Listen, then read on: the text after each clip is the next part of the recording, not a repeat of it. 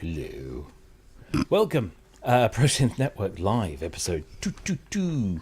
222. Sounds a bit like a Star Wars movie. 222. Or no, oh god, no. I almost sounded like somebody else on YouTube that I don't want to sound like. But we'll stop there. Anyway, welcome to the show. What the? I know it's been a crazy week, and Rob's had a couple of glasses of wine pre-show. Anyway, moving on. What could possibly go wrong? What could possibly go wrong, indeed. Welcome, everybody, to the show. I hope you're well. For those of us in the UK, I hope you've managed to survive the last kind of 24 hours or so. It's been an interesting... 14 years, perhaps. Yeah, well, thankfully. We can draw a line under all that. But we're not going to do any politics on the show. We'll leave that for a pub or something like that. But suffice to say, we've been through the ringer, but we've come out the other side. And those of us who've survived, thankfully, maybe can look forward to something different, maybe some change. Maybe the new government will get Rob a razor, or at least remind him to shave before coming on the show. So I apologise for my mild hirsuteness. I don't grow hair that much. This is about, I don't know, this is about a week here. I'm not very hirsute. And I've always got this annoying, can you see that annoying one just the white there? one. Yeah. The silvery white, spunky. There are a lot of them, but that one always seems to always sort of glints. It's just like saying, you're getting old, you bugger. Anyway, moving on. We don't want to talk about my facial hair all night. We've actually got synthesizer news, which is amazing. No. But we'll talk about that in just a moment. Before we meet my regular cohorts, I'd like to ask every single one of you, if you haven't already, give us a like. So click the thumbs up, or if you want to, click the thumbs down. If we really annoy you that much that you keep coming back to watch the show, and I know there are people that do that, then click the thumbs down. Just tell us. But invariably, most of you always click the thumbs up, and for that we are incredibly grateful. But also, if you want to comment during the show, use the chat, which is like generally over that side, or maybe it's down below if you're watching on catch up. You can leave a comment down there, but we love to hear your comments. We love to have you engage in the chat, because we do it all for you. Everything we do it for you. The song goes. I can't remember who did that. Anyway, also it would help us greatly if you click the subscribe button, which is right down there somewhere. And if you want to be notified of all of the other shows, why am I looking at? Something's gone wrong with my camera, and I'm looking over there. No, there too much. I must have jogged my camera. I'll try and sort it during the show. Anyway, subscribe and click the bell for notifications. That would be most helpful to us and to you, because then you get told when the show is coming on. You get a 30-minute warning, so you can go out and do something less boring instead.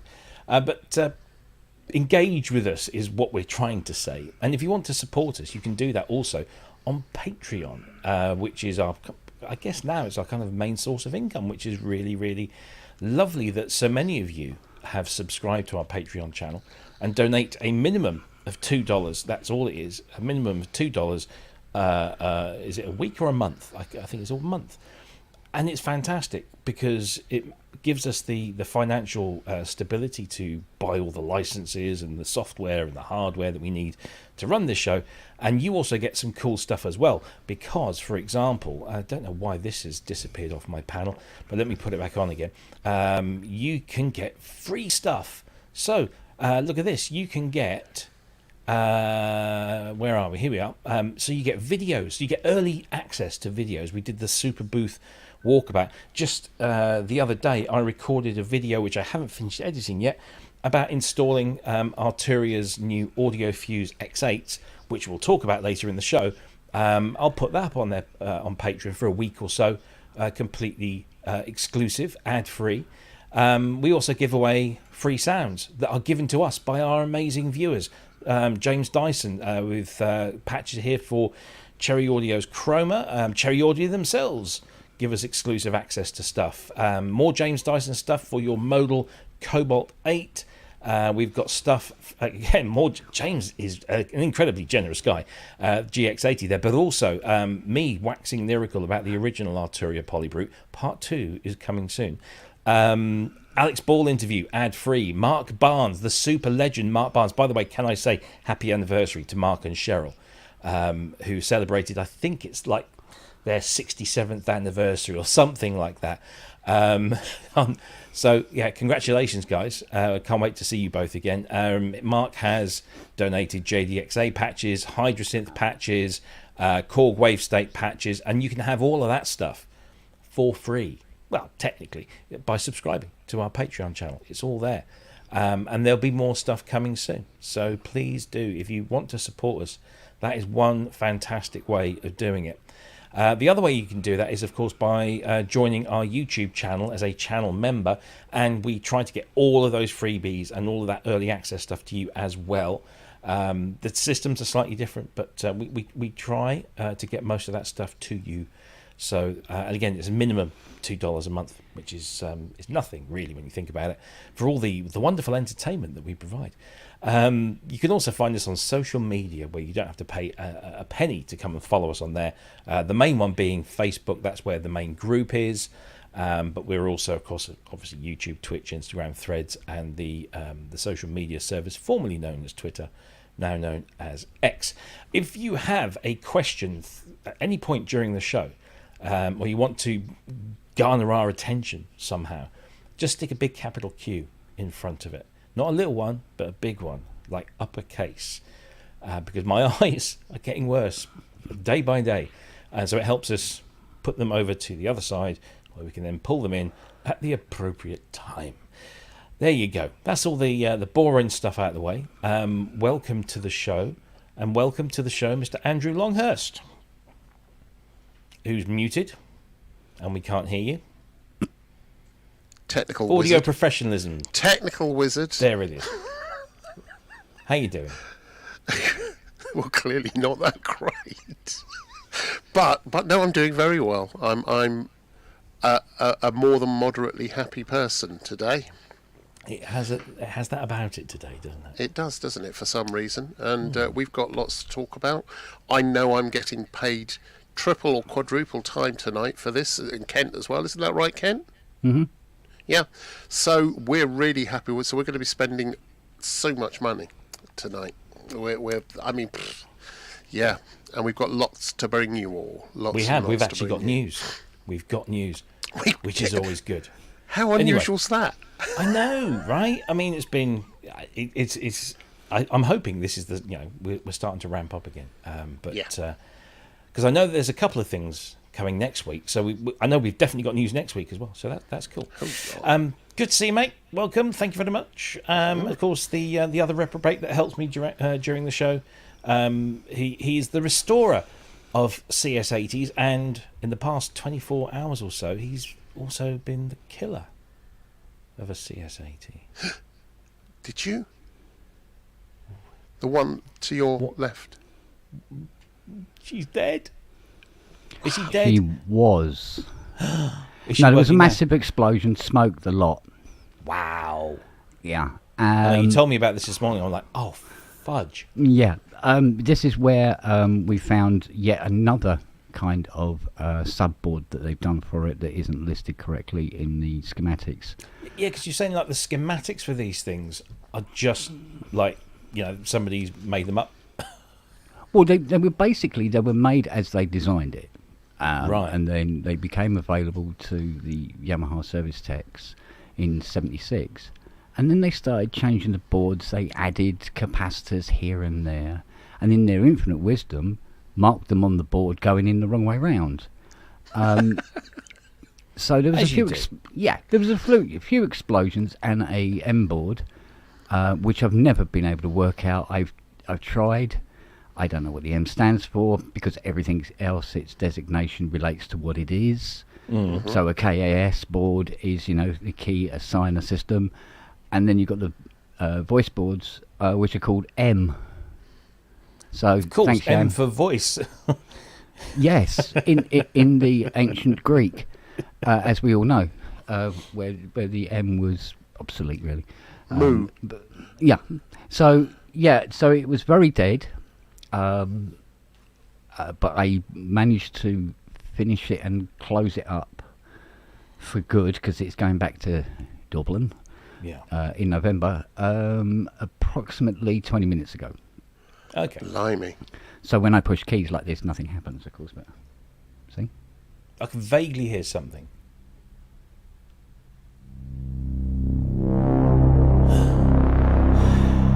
Hello, darlings. Can I recommend Vinay's nail polish? Made for the discerning woman with a big ass. Oh, there it is. No, this is what I use to seal the pots after calibration. Yeah. There is a stuff you can get, and it's quite expensive, and it is actually just bloody nail polish. So people stop buying it. It's just nail polish, but because they put it, trim sealer, you go, and stick an extra tenner on. It's red nail polish. I'm sorry. Wow. So, and I use that one because, Fiona has a lot of it. Essentially. So does M stand for music, do you think? No. No, okay. no. That would be too blatant and obvious. Yeah, no, because actually the one thing they don't do is music. If you've ever calibrated a CS80, they just scream at you like a banshee for about 20 minutes while you tune it, going, "Nay!" So that's it. So all the presets now do. God, just give us a noodle. Give us something that's not copyright strikeable. Let's not copyright anybody yet. Okay. Yeah. Get a big chord. Hang on, because that's. There we go. Because I think everybody needs to hear a proper CS80. And this is the CS80 that we're hearing. Or you... No, here we go. Get brass.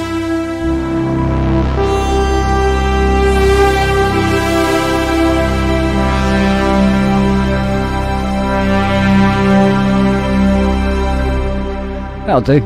There you go. I mean, I'm only on quad pay today, so just one chord. Yeah, okay, fair enough. So, and maybe there we go. Just to finish it. That was, ladies and gentlemen, that was a proper, genuine CS80. Yeah, and I see Manny is in the chat. I just want to point this out. Colour has a U in it. Oh, don't. I just, I see things like that and go, I've got to pick at that thread. Is the cap made of aluminum? Too many God, vowels. I hope not, because it'll explode when I put it in the oven. Indeed. There we go. Anyway, so it's all working. Great. Yeah, fantastic. Excellent. Yeah. Yeah, you've got to have reverb on with a CS80, gosh, because otherwise it sounds absolutely bloody awful. Yeah. Sorry, it's just the way it is. It's a fact. It's a fact. Maybe not that much reverb, because I'm a tart. Sorry. No, welcome. Continue. Welcome both to the show. Thank you very much for your attendance. You shall be paid in kind. Mystery. What? M-board. Mystery. Mystery board. This is going to be a thread he's going to just hang on to for the next 2 hours. You know this, don't you? 2 hours? 9 weeks. Anyway. Can I also say welcome to our moderators that are in the chat. Synth Addict, Andy, over there in California, Mr. Andrew Brooks, who is in Sheffield, IELD, and I believe still, and of course Ben Musings, who I have absolutely no idea where he is, but he's somewhere. He's in the chat though, and he's looking after you horrible lot. So welcome to them, and let's thank them greatly for their service. They've not been voted out today, so they shall remain and faithfully serve. Yeah, they're effective. I think. Can Jean-Michel Jarre play Concert Unplugged? Says Bart Mark, whoever Bart Mark is, and he said it twice. He really must mean it. Mods? I would say yes. Do your worst.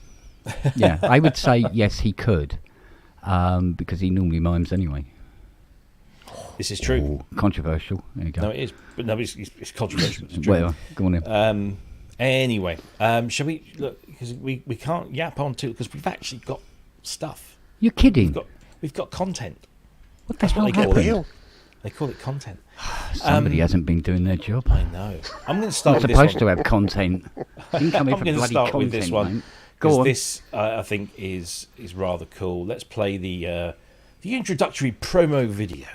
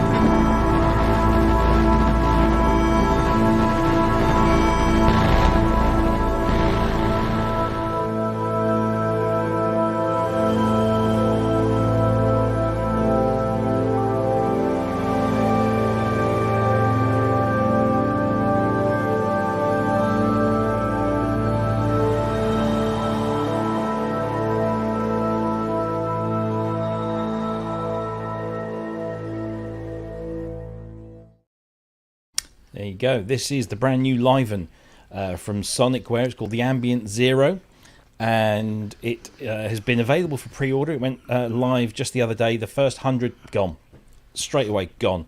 One is on its way here, so we will have this at some point very soon.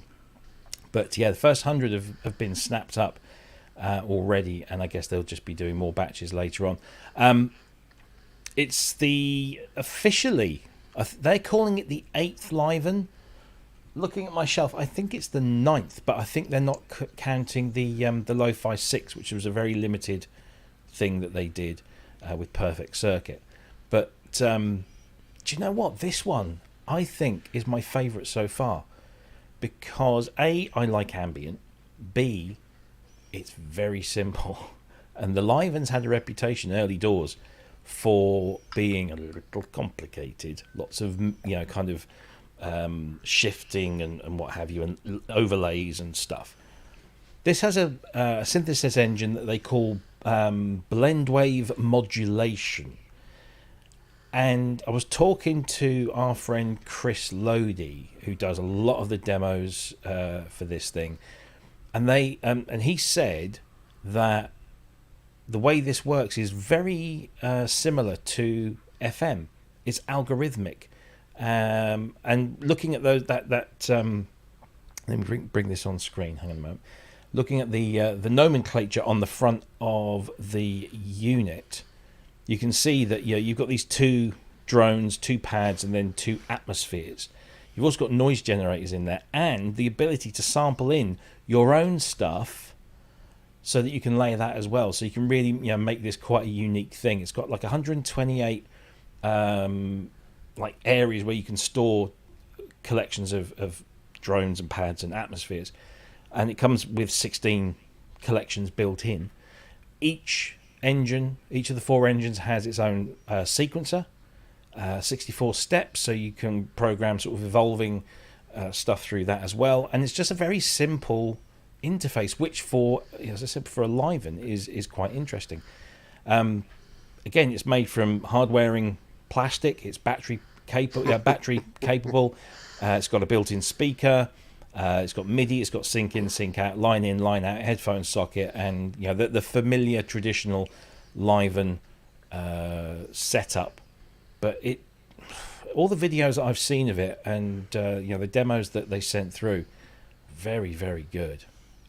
If this is your sort of thing, if you're looking for a screaming lead synth or a big pad synth, maybe this is not what you're looking for.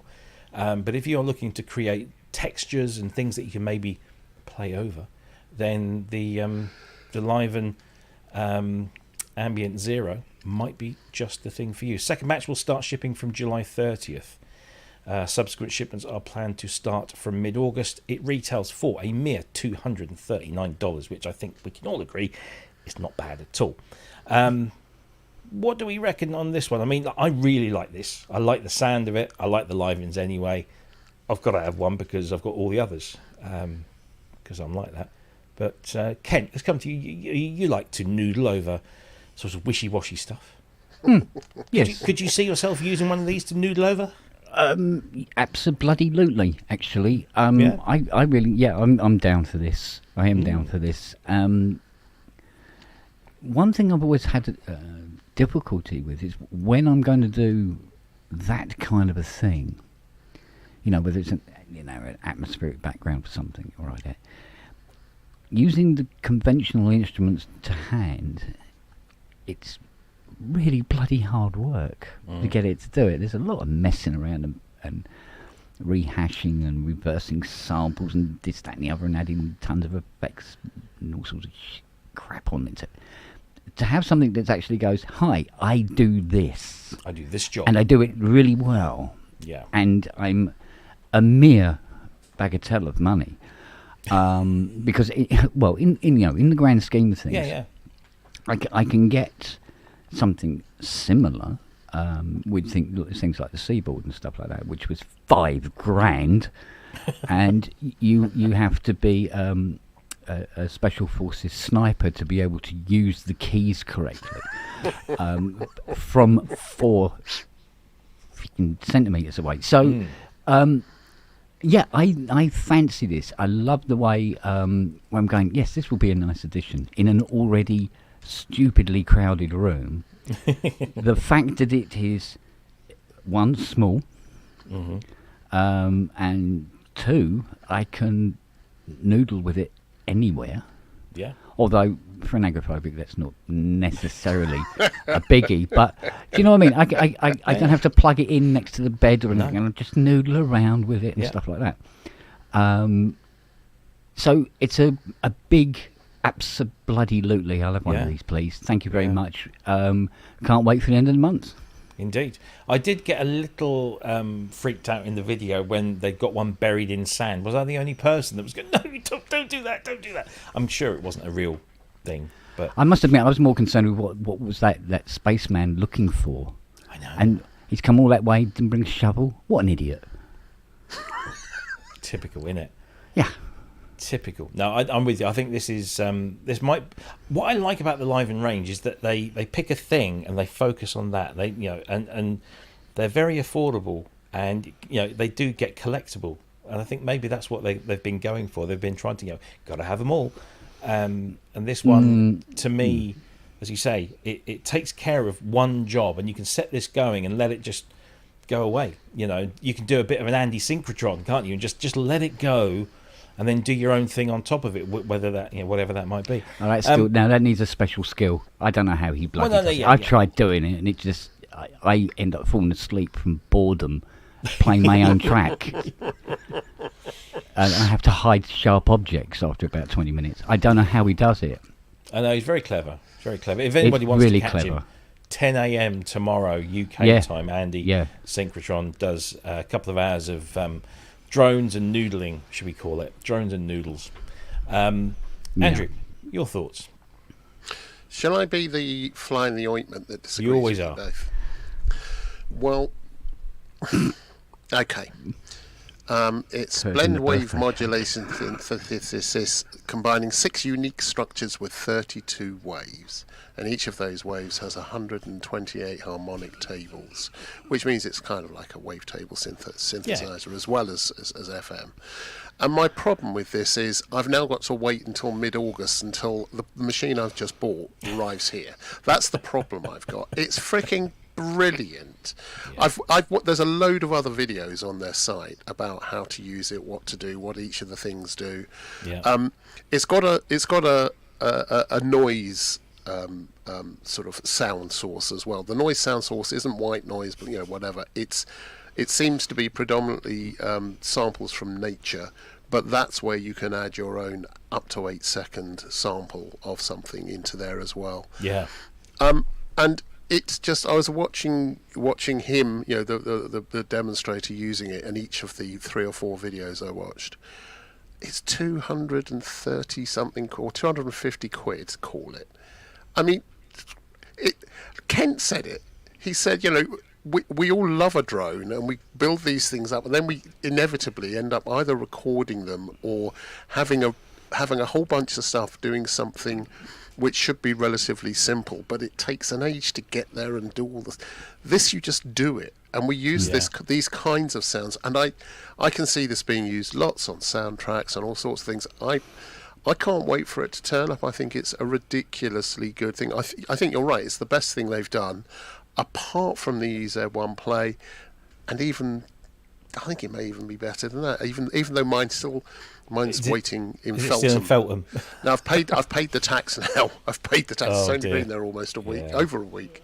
But listen, it's a stupidly good thing. And it's small enough to sit here along with one of these and lots of knobs and controllers. I love it. Go buy it. Go buy it. No, in fact, indeed. Oh no, you can go buy it because I've bought mine. So fight amongst yourselves. Yeah, next batch ships in a week Mid-August. after the first batch, and then there's the August batch as well. So they make these. Bear in mind, Sonicware are a very small business, and they sort of contract out all the kind of the manufacturing to somewhere in Malaysia, I believe. But they are very thorough. I mean, we know this from the ELZ1 Play. They had an issue with the screen, and it took them a long while to resolve it. But they are very thorough. They don't put out any old rubbish. This stuff is good, and I'm really looking forward to this one arriving. I've liked them all since I started. I got into them at the XFM, managed to acquire all of these, and they all do this wonderful little job.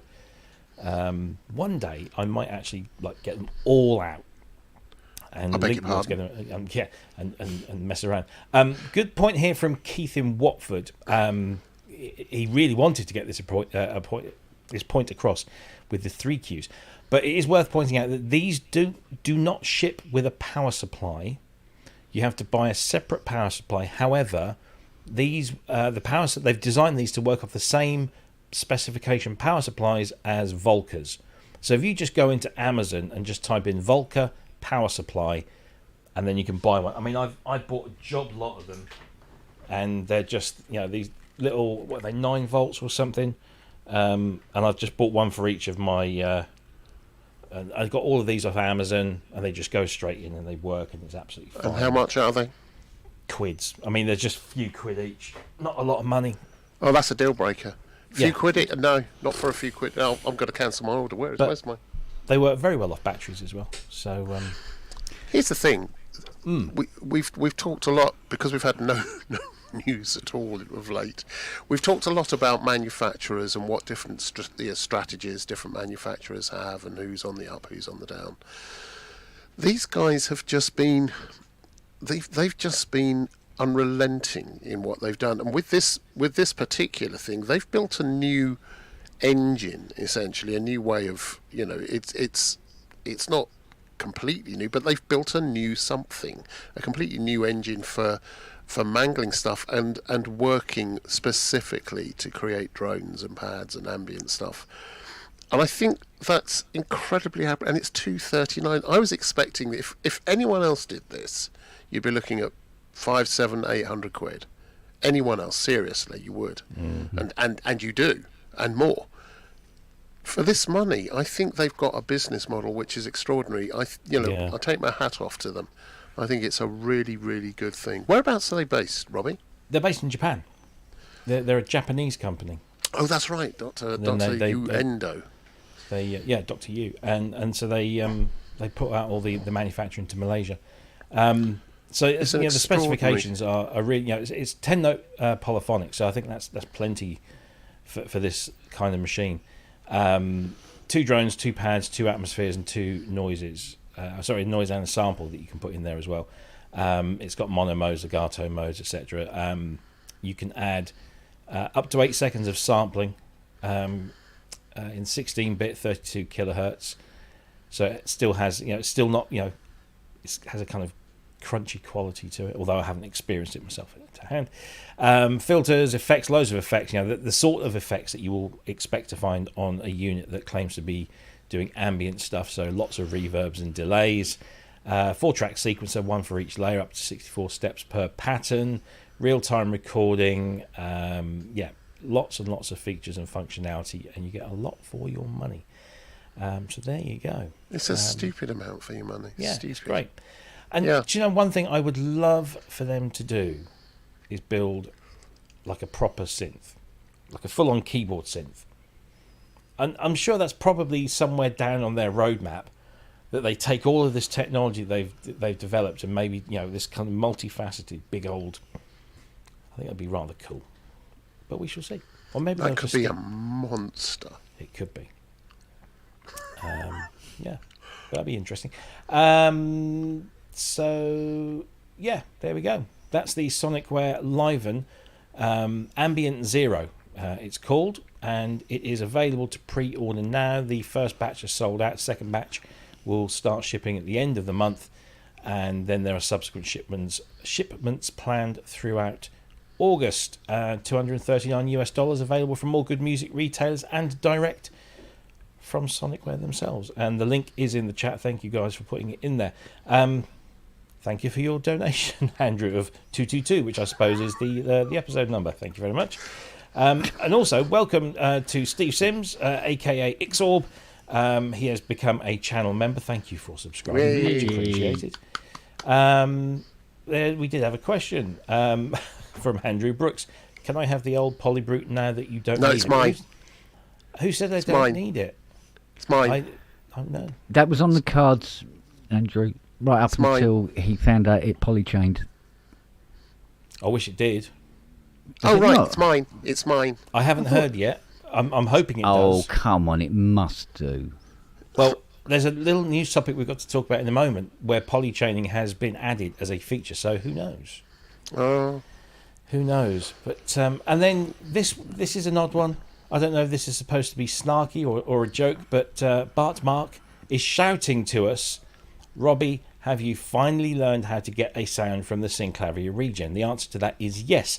When you go to the top of the stairs and you hold the regen and then let go, it makes a marvellous sound as it tumbles down each step. So, yeah, I have managed to get a sound from the Synclavier regen.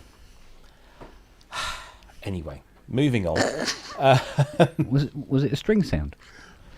No, it was more percussive.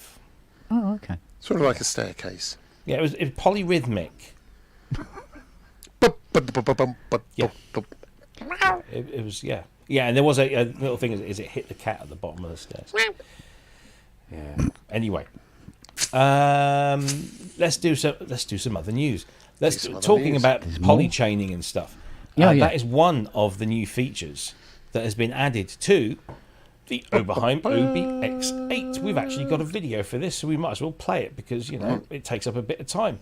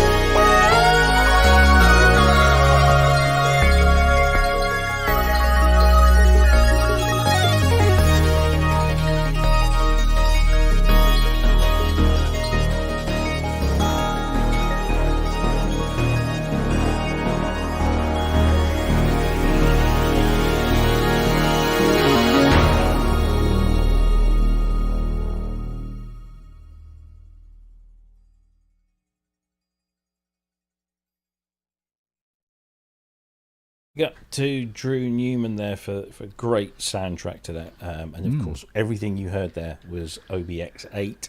It is a glorious sounding machine. It's not cheap. You're looking at 4.5 UK, around 5 US for the keyboard version, a little bit less for the desktop version. But OS 2.0 has been released and has introduced a whole bunch of features. There's this wonderful new 4-pole filter. There is, let me just go to the page here. I'll click on the right link to do that. So you've got an instant binaural mode, which pans individual voices hard left and right for true stereo operation. We'll talk about binaural a bit in just a moment. Simultaneously selectable wave shapes for each oscillator, new 4-pole low-pass filter with a fuller bass at high resonance, new VCO 1 and 2 level LFO modulation destinations, an arpeggio clock sync now has selectable note division values for expanded rhythm control, or rhythmic control, should we say. You can actually now polychain. This is why I was referring to it before. Excuse me. If you have 4 Oberheim OB-X8s, so what's that? 20,000?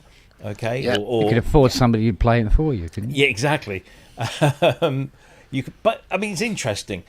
I mean, I would love to see a demonstration of this. Unfortunately, Oberheim didn't put a video, or they certainly haven't put one up yet, that shows how immense 32 OB-X8 voices would sound. But given that Oberheim have got a rather good history in terms of multiple voiced instruments, I'd like to hear that.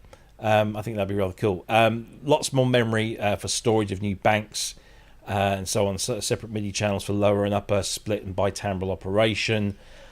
And I guess for a lot of people, including our very own Steve Elbows in the chat, the addition of MPE, which the OB-X8 now responds to. So if you want to benefit from the OB-X8's MPE capabilities, you have to connect an MPE controller or keyboard or something that spits out MPE to it.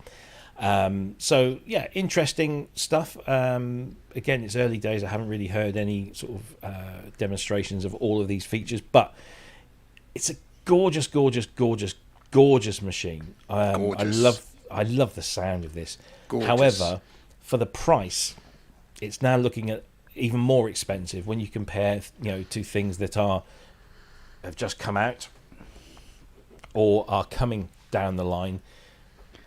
I see price drops in Oberheim's future. But anyway, thoughts on this? I mean, this is a completely free upgrade to anyone that's got an OB-X8, and it adds a ton of really cool stuff. So would this persuade you to now maybe part with £4,500 of your hard-earned? Don't all rush. If I had £4,500, I have to say I love the sound. I really, really love the sound of this thing. It sounds amazing, and this new update, doing what it does, sounds amazing as well. It makes it adds even more to it. It's adding MPE. It's doing a whole bunch, additional memories, that kind of stuff. But I'd have to have an awful lot of money to want to do that. I think it's amazing. There are other things that I would buy instead. I'd buy a PolyBrute 12 ahead of it. I would. But if I had enough money to have a larger collection, or to throw, I'd get one. And I think this update is really significant, and I think it's done things that really sort of take it further down the path of where machines as a whole are going. So technically it's a really good update. It's expensive though. It's expensive. I think if this was around the £4,000 mark, it would be a lot easier to stomach. Maybe 3.5, 4. Well, it would be. If you think that the PolyBrute 12 is going to retail for, well, I've seen it advertised for 3,429 and 3,333. They're the two prices from Andertons and Thomann respectively. 12 voices, so that's 4 more voices, and it's got more going for it in terms of variety, shall we say. Whereas the OB-X8, don't get me wrong, beautiful machine, made and manufactured to a beautiful standard, and it has that glorious Oberheim sound which many, many people lust after. Is it worth paying the extra for it? I don't know. Kent, what do you think? Well, I'm tainted from, you know this. right from the gate. Yeah, absolutely.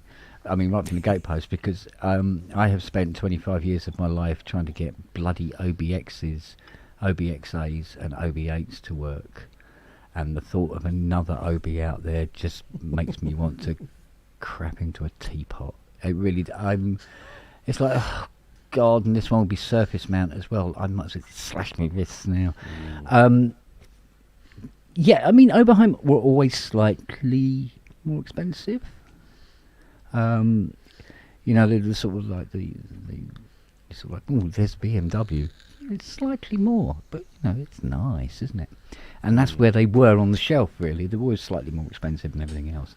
But like you say, there was a penchant for that sound that it produced. Would I get one of these? No. I'd get a PolyBrute 12. Because, well, mainly because of obviously the keyboard, if nothing else. Because I don't actually really care about the OB sound. Okay. I've been very indifferent to it. The original 8-voice SEM system, it's all right. Is it worth 135 grand? No, not really. You know, but I know Dave loves his to death, and we got OBE, which pretty much covers it all. Well, and this is the thing, I think with a lot of these keyboards now, they get becoming more and more surface mount. They're lending more of their internals to software. It's getting to the point where the bridge between what was hardware and what was software on the computer is beginning to muddy and merge a bit now. But I suppose the real reason for owning one of these is the real estate. It's the real estate. It's being able to get to everything straight away. So in that respect, Oberheim owners are going to want it. But I have to agree with you. I don't understand why they're so expensive. I'm sure they've got a very good captive American market, and there will be some others as well.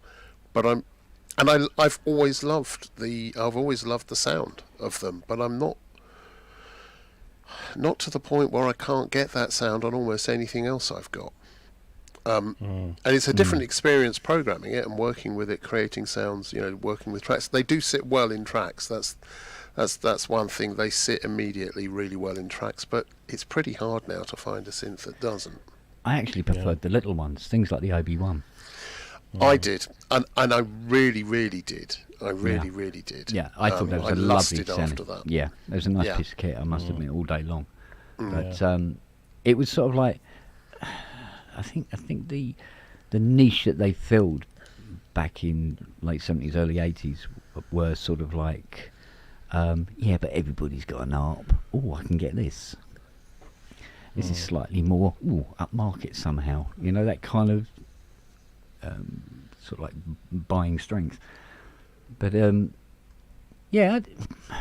it's nice to see that it's there, to be honest. Yeah. Oh, absolutely. It's nice that Oberheim are back in that way. It's brilliant that we have genuine Oberheim synths available for those that want them and want to have that physicality and that sound and everything.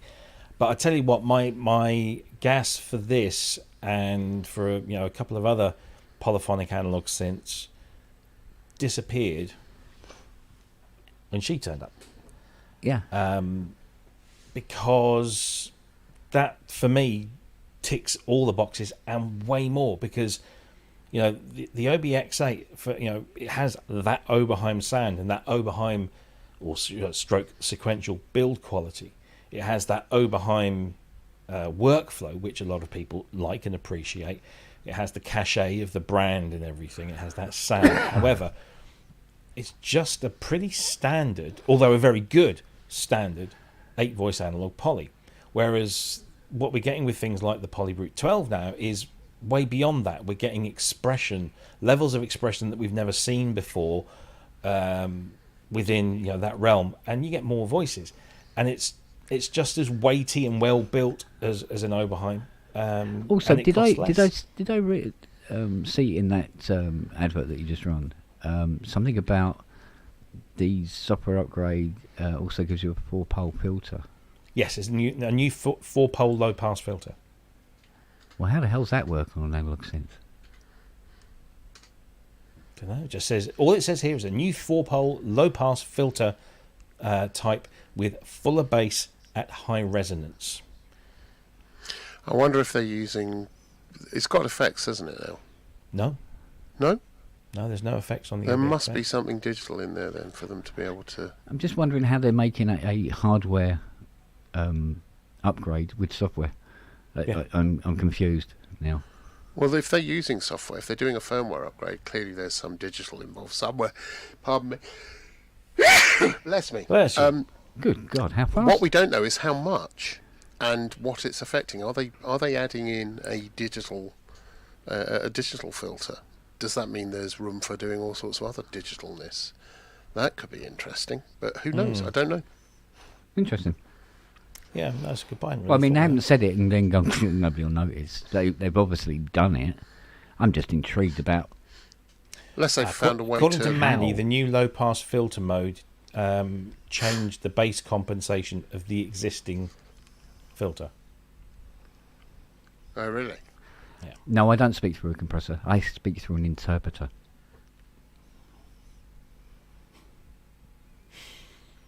Okay.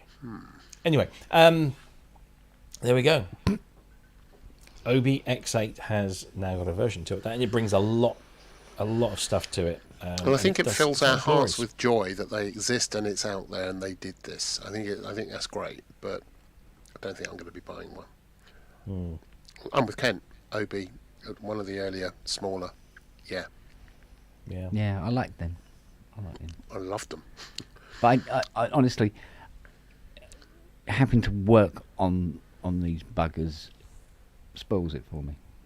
Have you ever worked on an OB-1? Because I used to haunt Macari's when it first came out. I'd go there every Saturday, and that would be my first port of call. And I was trying to work out how to buy it, and then They're a small portable nightmare to take apart, but yeah, they're beautifully built and they sound delicious. They do. They're lovely. I loved them. I'll be honest with you, I've got a soft spot for the OB-X. The OB-8 just sounds like just a thin parody of its original. To be honest, it's all accurate and thin and not interested. There you go. I have to. I don't know what Mike Metlay's going on in the chat about Sal and Key. What again? Yeah, it's all very well shouting stuff, but if you don't explain yourself, I have no idea because I'm only glancing at that stuff. Anyway, so I just want lots of things to say. It's this. What's that? His trousers on fire again. Yeah. No, we weren't talking about the PolyBrute. We're talking about the Oberheim OB-X8. So maybe there's a bit of crosstalk going on. Anyway. Okay. OB-X8. Sal and Key. Excuse me. OB-X8 version 2 firmware is available free of charge now. You can go to the Oberheim website. It works on the keyboard and the desktop versions. Is available free of charge for all owners. And there you go. Fill your boots. Please do. Talking of Oberheim, there's been a lot. The segues are coming thick and fast here. I could have gone in two directions. I could have gone in either direction, but I'm going to go in this direction first. I don't know. I don't think. I think I might just play a tiny little clip of this. There's no music in it, but I know what copyright strikes and stuff is like on here. So let me just bring this up. But the wonderful G4 software on occasion release music technology history videos. They did a brilliant one on the CS80, as we all know, and they've just done a new one, and it's on an Oberheim. So, surprise, surprise, because obviously there's a lot of stuff going on with GeForce and Oberheim at the moment. And it's this. It is a 9-minute 40-second video all about the OB-1. It's written and narrated by the wonderful, the delightful, the fantastic and amazing Dave Spears. And it's just great to hear Dave chatting about synthesizers again, because I've missed that, and I think we all have. But here it is. It's available on the GeForce Software website. Sorry, the YouTube site even. It's probably on the website as well. And it's all about the OB-1. And the beautiful thing is the Oberheim OB-1 is a bit of an enigma. That little refrain, that little arpeggiation, goes through the whole video. And the really clever thing about it is that they use that one arpeggiation to demonstrate all the features of the OB-1 on. So when you want to hear how the filters go in, it's so simple yet so clever and engaging. And I could listen to Dave talk about synths forever. So there you go. GeForce Software's Oberheim OB-1 video is available, has been available for a few days now on their YouTube site, and it's just a beautiful thing to watch. And their channel is just full of great things to watch and great things to listen to. But I know that Dave's had one of these for a little while. I think I'm pretty sure I've actually played the one that he's got, or just maybe touched it or licked it or something when I was last there. But it's a beautiful little thing. It's a lovely little mono synth with that wonderful kind of Oberheim sound.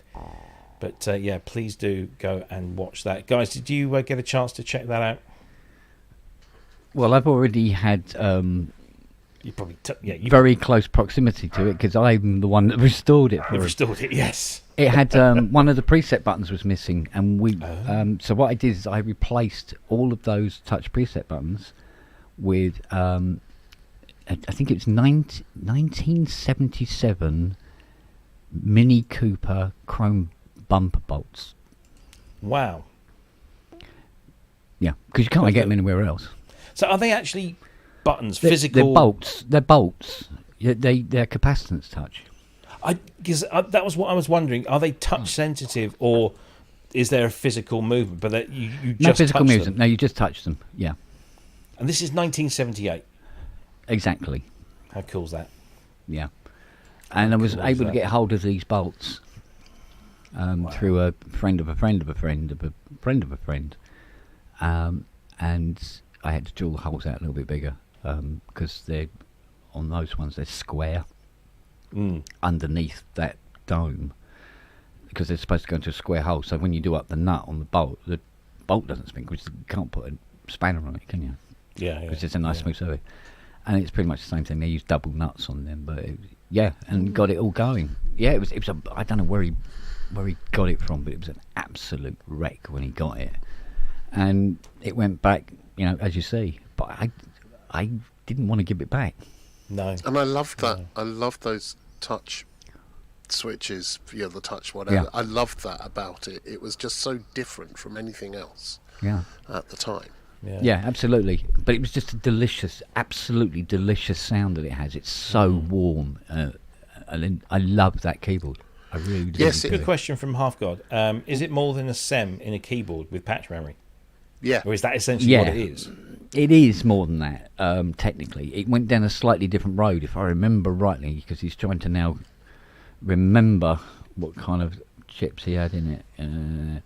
But there's something about it where it seems to be more than its, the some of its parts somehow.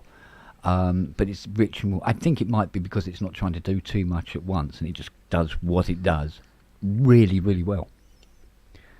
And if anything, that's the freaking one they should have brought back. Yeah. There you go.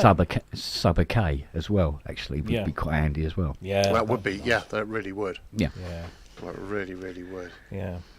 No, it's Interesting. a delicious little girl, really is. Yeah. The keyboards are but I just remember it being enormously flexible. There was a huge number of ways of making it work and gathering, getting it to do things that you weren't expecting. You could explore. I literally did haunt Macari's for for months one year, just going in and playing with it every Saturday morning. They got sick to death of me. They used to send me out for coffees, so I'd leave it alone, you know.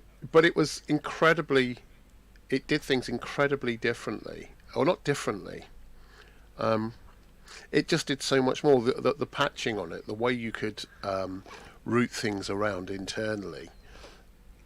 It was amazing. It didn't have the kind of filters that I was expecting on it, like everything else. They weren't self-resonant or any of that stuff. But other than that, it was astonishing. You could get the most ridiculous sounds out of it. Technically, none of the OBs were anyway. No, none of no. Except the OB-X. The OB-X did. The OB-X screamed. See, what I love about Dave's videos is that you learn things that when Dave tells you this, you go, of course. But it just, so there's this thing that, you know, I just thought, you know, that the reason we have white capped pots and black capped pots was just a design thing. That it just might have looked a bit nice or different, or maybe they just run out of the black ones. But no, there is an absolute reason for this. Everything that's got a black cap on the top is stored in the patch memory, and everything that isn't. Yeah. Which again is just like, why would you do that? But then, as Dave says later on in the video, I'm not spoiling it for anyone, it kind of made sense why they did it. You know, the lever, I mean, because did Oberheim ever make a synthesizer with regular pitch bend and mod wheels? Or was it always weird paddles that, you know, came from like a really old, cheap and nasty Atari video game clone thing? Those broke a lot. Yeah, these things. I mean, so it's almost like if you're a bit like me and you like your trains, it's like a bit like a train driver's you know, accelerator and brake lever. But this one thing can do both pitch bend, and also you can assign it to either both oscillators or just the VCS2, and then you have narrow broad. It also does modulation. It's got portamento and transpose above it with this separate LFO, and then that VCF knob on the, you know, it's just loads of little things that just really make this stand out. I see his keyboard rubbers have gone again. Because of that, yeah. No, you look down, see the D? Yeah. That's the only downer with that keyboard. It was a cat whisker type. It wasn't quite a Pratt-Reed keyboard, but it was the same design, shall we say. Similar to the Pro 1. Well, I think this inspired the Pro 1, because this came out before the Pro 1, didn't it? I believe it did, yeah. And I think, I have to say, I thought the Pro 1 was an astonishing piece of kit. Now, don't quote me, but I think it's possible, but my memory is not great, as you well know, but I think it might have been a SEM 2020 filter in it. In the OB? Or in hence the warmth. Yeah, it was warm. Yeah, but don't quote me on that one, because I'm not entirely sure about that. It might have been an LM 3700 for all I know, but yeah, I had a funny feeling there was something SEM rather than CEM about it in there. Well, anyway, go to the G4 Software YouTube channel, go watch that, and all the other stuff as well, because it's great. If you've got some time to pass, it's some really good stuff. And Tom Oberheim, please make it again. Yeah, please make that again. Yes, please do. Thank you. That'd be lovely. Yeah, and make it sub 1,000, so everyone can realistically afford one. That'd be cool. Yeah, or at least it's worth stealing then. Yeah. Anyway, G4 Can I make a different software. observation? Going back to previous, to the Live and Ambient. I just checked my order, and you can order it with or without a mains plug. Oh, good. Yes. So it's 196 quids without and 206 with. Oh, that's not so bad. It's a tenner. Yeah. I can see why they didn't do it though, because like when we did the controller, that messing about, we go, we've got to get the 110 power supplies, we've got to get the one with the 2 round pins, we've got to get the British ones. And the power supply you get that covers everything, we can do 110 and 240 and then have all the connectors on it, costs a shitload of money, basically. Yeah. Yeah. Well, we'll come into it in a little bit, but on these new AudioFuse units, they have individual power supplies, and they come with a power supply and then those, the changeable heads, so to speak.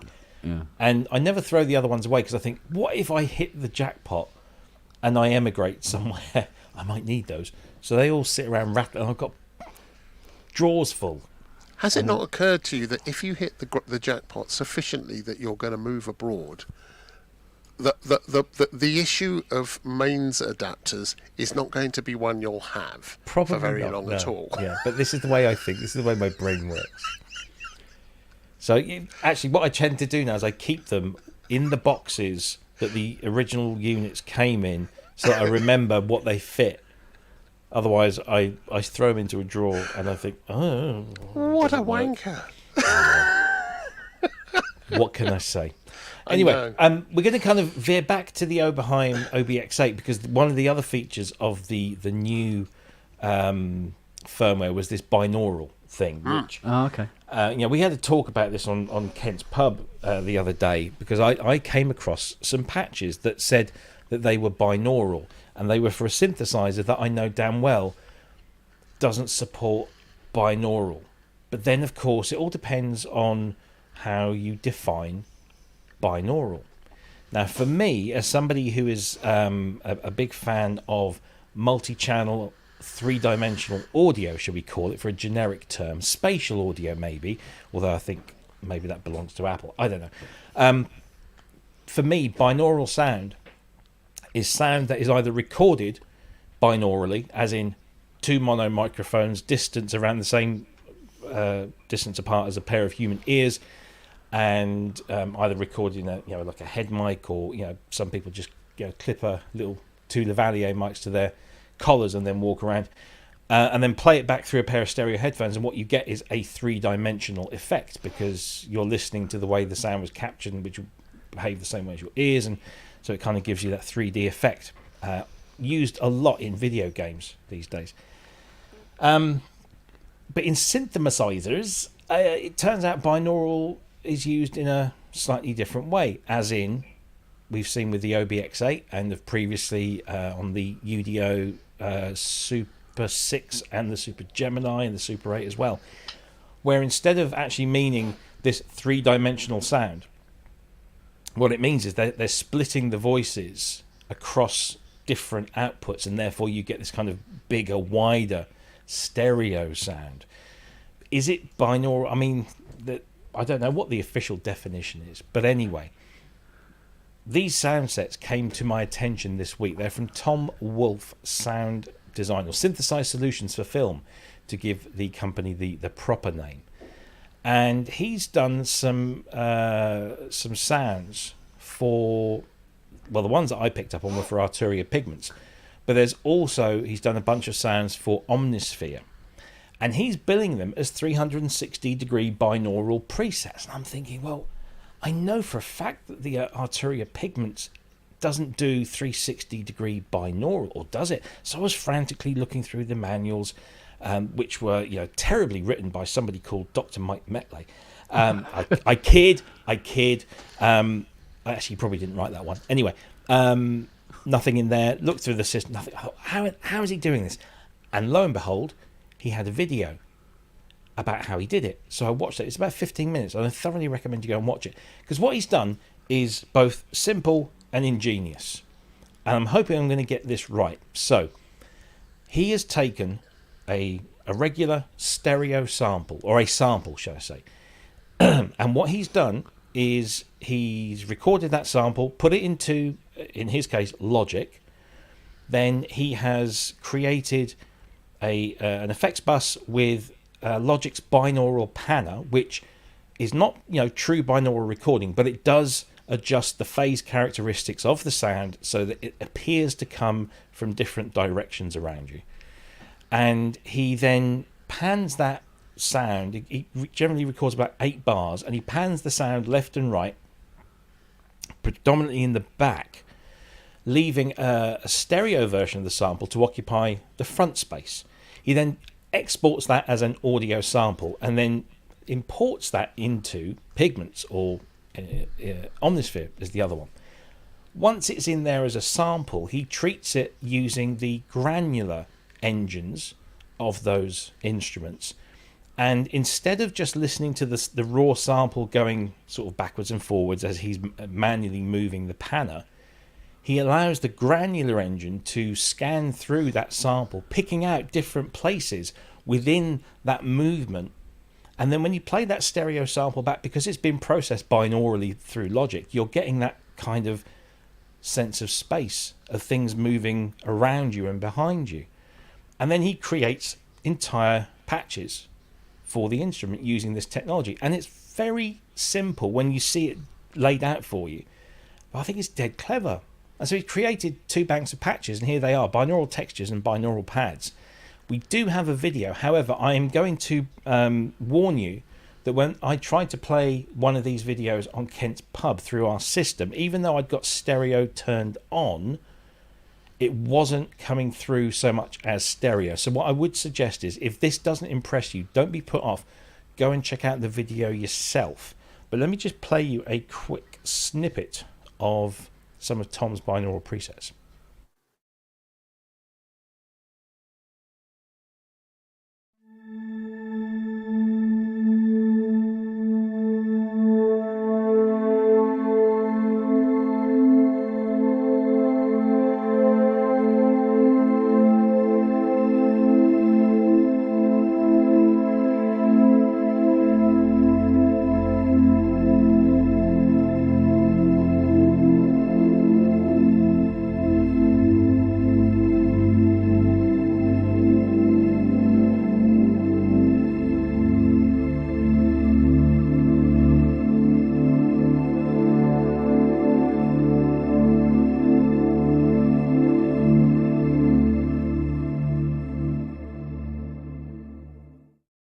So I'm not sure if that came across that well to you, but I would certainly recommend going to Tom Wolfe's webpage, picking out the videos and having a listen to them with your headphones on. I actually listened to it without the headphones on, and still through the monitors got certainly a sense of space and of movement, and it's subtle. So if you're expecting things to be whooshing around the 360 soundscape, that's not happening. What's happening is just subtle kind of ambient movement, and it's very nice. You can buy both of these packs right now for a mere $24.99. You've got until Tuesday to do that. The countdown clock is running. Normally $34.99, which is still a pretty good price anyway, but $24.99 for both of those, and they are available for Pigments. And I believe he does have some sets for Omnisphere, as I mentioned before. So yeah, Omnisphere binaural, and they both use very similar technique. So it's an interesting thing, guys. Your thoughts? Anything? Thank you, Ken.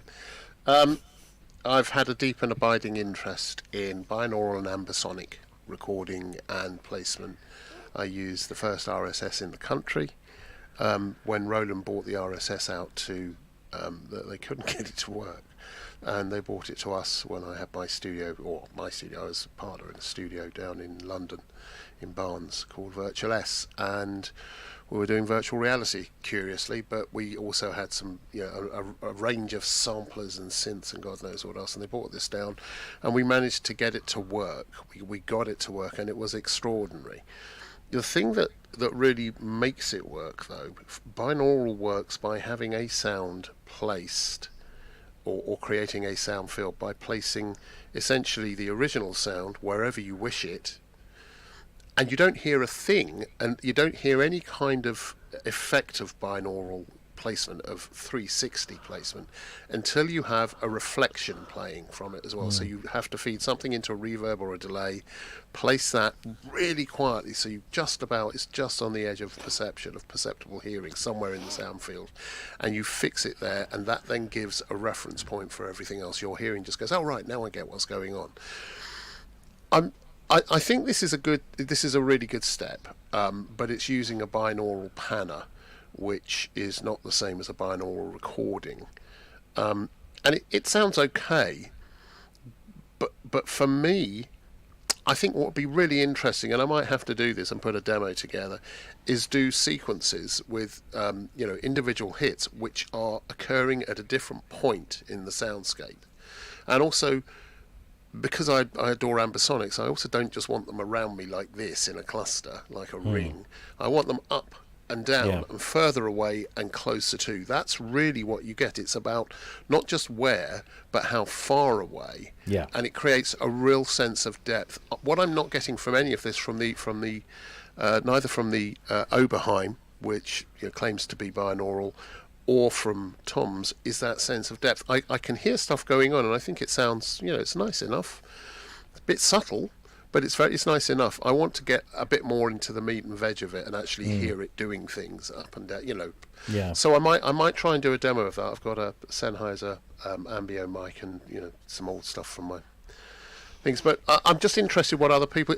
Sorry, someone did say, the reason I went into all of that, by the way, someone in the chat said that it's all just marketing speak. I think calling something ambisonic or binaural when it's not really, that's marketing speak. That's like hyper sampling 192 kilohertz. It's cobblers, but it does actually. Binaural is a thing, and so is ambisonics. And I think it would be really good to hear someone come up with something that really is truly binaural. It's not that hard these days. Curiously. I mean, so that's my thought. I discovered binaural audio. BBC?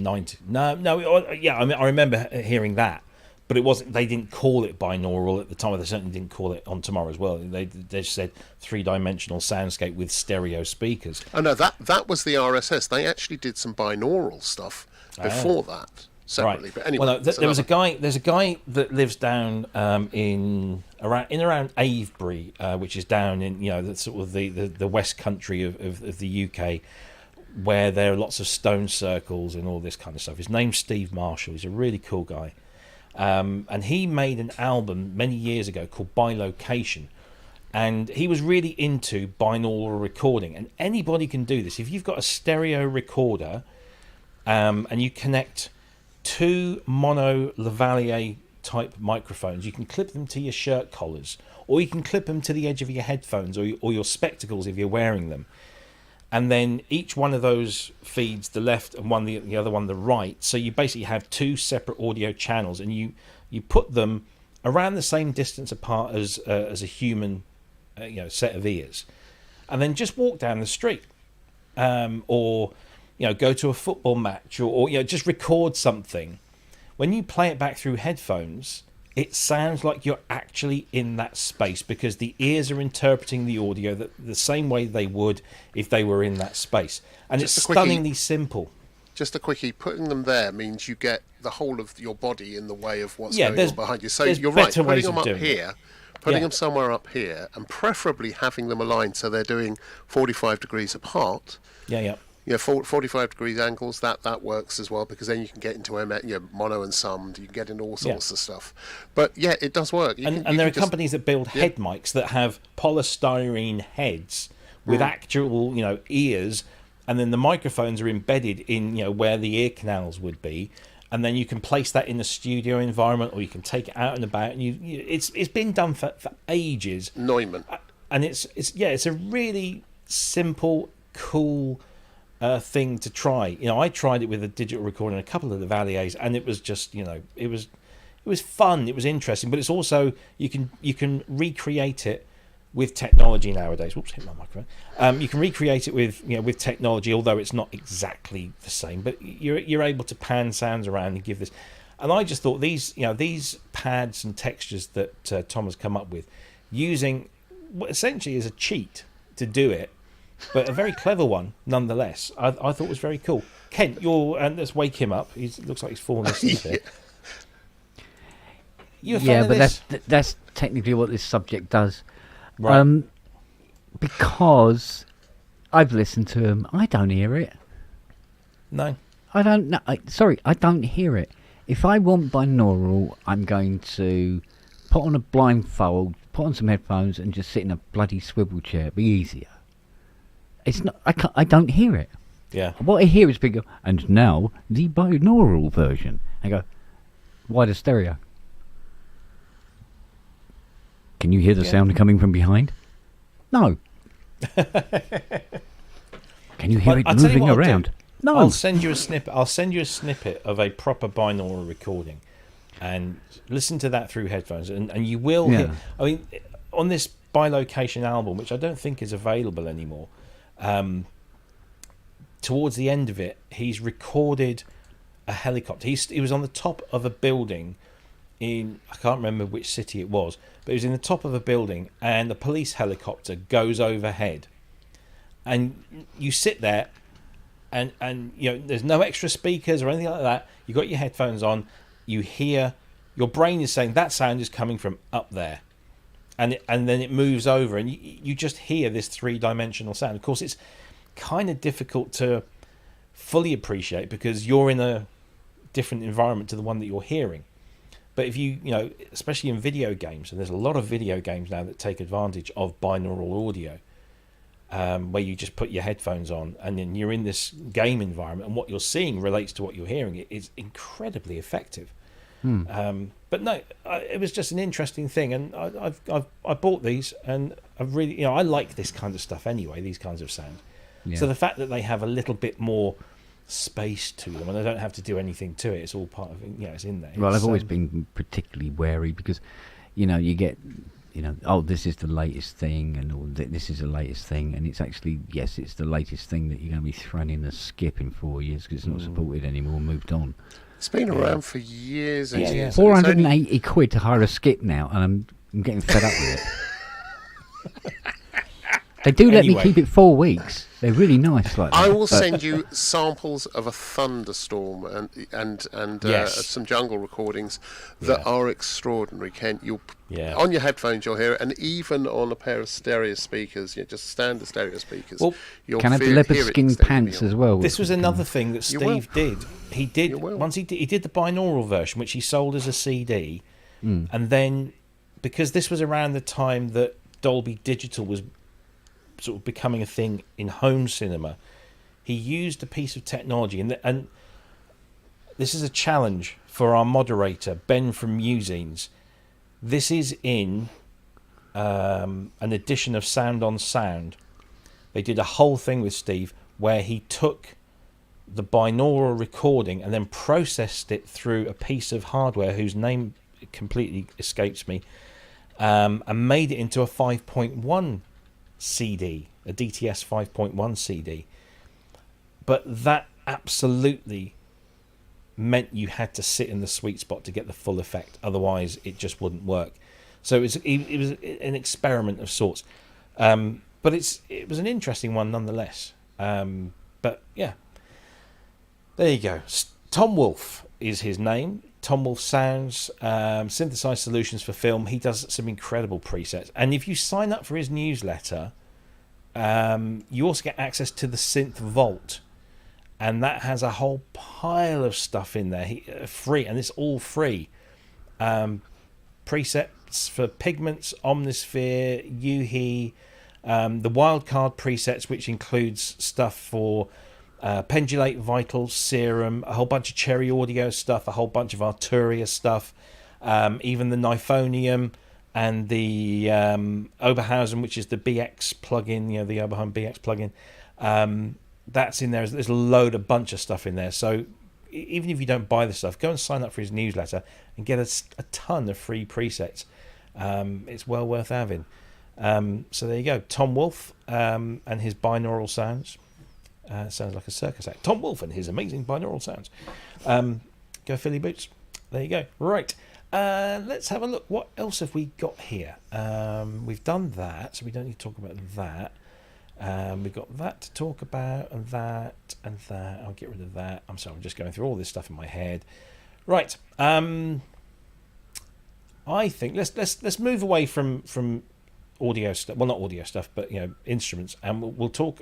This one won't take very long because it's very difficult to get kind of elaborate and excited about audio interfaces. But we're going to talk about it nevertheless.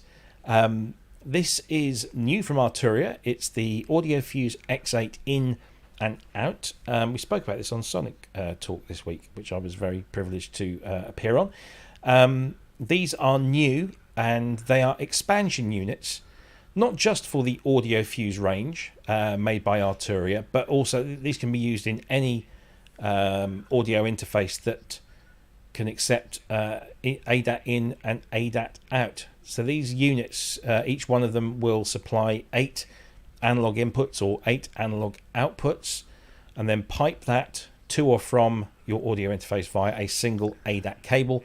Or if you're doing high res, so 88.2 or 96 kilohertz, you have to use 2 ADAT cables, because ADAT can only support 8 channels at 48 maximum, so otherwise it splits it down to 4, so that's why. But as you can see, these are rack mounted. They're half-U units. They have this beautifully ingenious connecting system. So if you buy one of each, which I have done, and I'm just trying to see if they've got a picture, like a static picture here. Each unit comes with one rack ear and one connecting plate. And what you do is you just flip them over and you connect the connecting plates and put each rack ear on the end of the one that it came with. And you then have a single 1U 19-inch rack mount unit. And it's a beautiful, beautiful piece of design. That's what it looks like when they're together. And it will just slip into your rack and connect via just a couple of ADAT cables. They're just audio expansions. You can have them anywhere in your studio and just connect via light pipe to your main audio interface. An elegant way, and they're really well built, very heavy, and I'm using them as we speak. Any thoughts on these, gentlemen? I mean, they are what they are. They're nothing elaborate or special, but I really like them. Yeah, I think for an awful lot of us, we've got an awful lot of outputs and inputs that we need to move around, and we're constantly juggling. I do like having a big desk, but the truth is, here at the studio, they're different, but even there, it starts becoming a pain, and we're getting more and more used to controlling things remotely. And I think with things like synths, you tend to want to not do too much other than set the volume, pan them, or do whatever you're going to do, and leave it. You don't do much else. You do all of it from the synth itself. So being able to use these in this way, and I think the pricing on these, they're about 300 quid each or something, aren't they? Yeah, I think street price is like 279 for one and 299 for the other. Yeah, and I know you can use them with other, with other I/O. But my question is, how do you expose the 8-ins and the 8-outs connected to other I/O? Does it automatically pick up that there's the ADAT connected, or how do you? I'm just trying to work out what the routing is for it. I can only give you my experience, which is completely AudioFuse based. So I've got the AudioFuse 16 rig, which is the 1U rack mount audio interface, and the ADAT ins and outs are already shown in the systems, in the mixer software, that they appear, but of course if there's nothing connected to them, nothing happens. So there's as soon as you connect the light pipes, it just means that you can start using those channels. If you turn them on, they'll be available to you. How many light pipes are there, Robbie? So on the back of the AudioFuse 16 rig, you've got 2 ADAT ins and 2 ADAT outs, which means that you can connect 16 channels of audio across 2 inputs or 2 outputs. So each one of these AudioFuse X8s spits out or takes in 8 channels. So it's just one optical cable between the X8 and the AudioFuse, and the X8 in, one cable, and X8 out, one cable. But if I wanted to add another pair of X8 in and X8 out, so then I could add those in as well and have 16 inputs and 16 outputs connected over 2 cables each. Does it also support? Sorry. Does it also support Ethernet, because that's more robust than light pipe? No. And this was something that we picked up on Sonic State. A lot of people saying, "Oh, well, I'd rather connect over Ethernet nowadays because that seems to be more of the standard." And my explanation or excuse was that I imagine the target market for these is more home stroke project studios where they just want simple, one cable connection. They don't have a network device. ADAT works perfectly fine, and it can work perfectly fine up to 96 kilohertz if you're that, in that world. If you want to use 96 kilohertz, you have to use the SMUX mode, which then requires you to have 2 cables instead of 1 cable for 8 channels. So, but these will work with any audio interface that has ADAT in and ADAT out, and it will just expose those as analog audio in and analog audio outs. And I suppose then the audio, the main unit, you have the 16-channel unit, then becomes a 32-channel unit, all going over USB-C. Yeah, so everything comes out of the 16 rig over USB-C into my Mac. But yeah, the 16 rig has already got 16 inputs, 16 analog inputs, and 10 or 12 analog outputs. Then you've got the ADAT, which then gives you up to 16 more inputs and outputs. It's a beast of a thing. It's great for studios where you've got a lot of keyboards. Just connect them up and leave them, and that's it. They're done. You should like this, Ken. Go next 32. Yeah. Done. Yeah. Yeah. And they're so simple to put in. There's no technical expertise necessary. Yeah.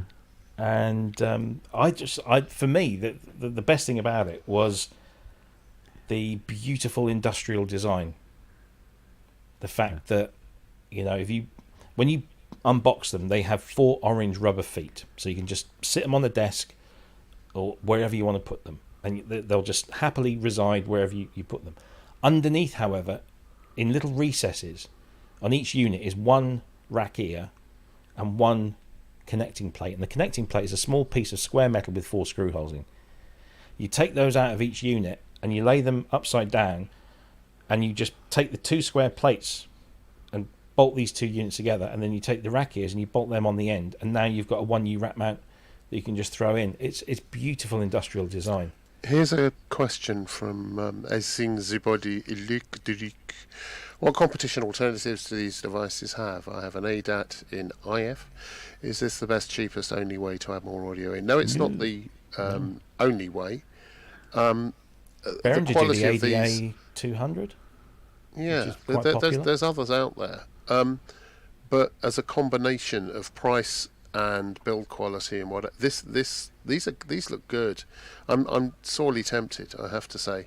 My only issue is how many I would need. I'd rather have another 16. I'd rather have a 16 channel something, but then ADAT doesn't handle that. So you're kind of limited to what you're limited to a maximum of 32, I guess, with your one, Robbie. Yeah, well, the 16 rig has 32 inputs, and those are spread across the built-in analog inputs and then the 16 ADAT channels inputs, that you can have, because you've got 2. And I'll quite happily go out and buy another X8 in, at least, to give me the full 32 analog connectivity. But of course you can buy something like the ADA 200 from Behringer, which I think Ramsey's got one of those, and that gives you 8 in, 8 out, I believe, over ADAT into, and that one also comes with mic pre's, whereas these don't. So if you want mic pre's and there's a separate unit for that called the 8 pre, the AudioFuse 8 pre, which is a 1U rack mount which has combo connectors and mic pre's on every channel. This is purely for line level stuff, and it goes up to, I think it's 24 dB. And I haven't done any testing, but Arturia tell me, as you can see here on the screen, that the converters on these, the AD and DA converters on these, are incredibly good. And to be honest, they're very, very low noise, very quiet. So the specs on these are incredibly good. Yeah, that's the thing. Getting you've got to have something with decent converters, and I know that all the AudioFuse stuff has been lauded for that. So, yeah, it's something I'm just sort of going through, because I've got the Focusrite, like Ken.